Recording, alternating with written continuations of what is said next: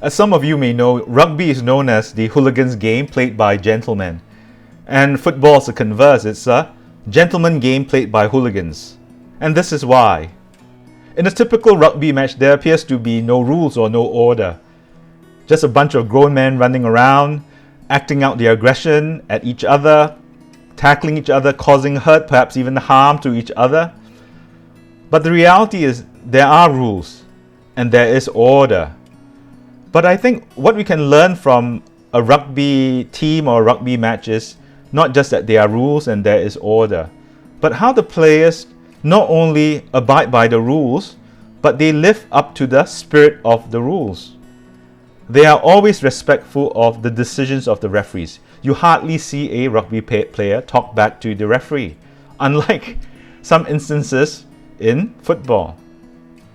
And you never see a rugby player make use of the rules to gain advantage for themselves or cause harm to another player.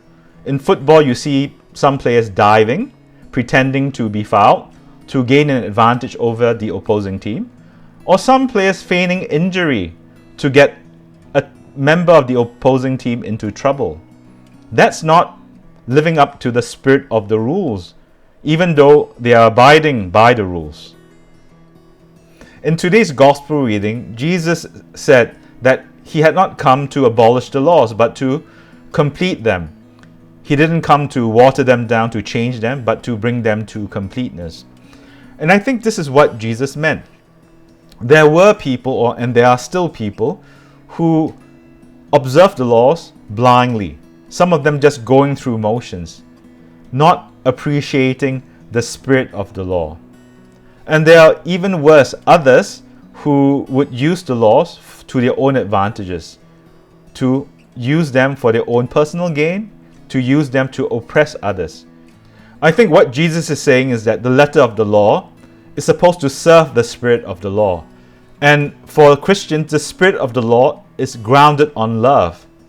In other words, the observance of laws is supposed to help us love God and love our neighbors better.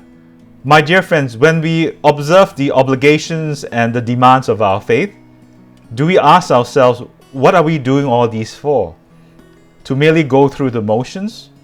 To gain something for ourselves? Or are we doing these out of love for God and for neighbor?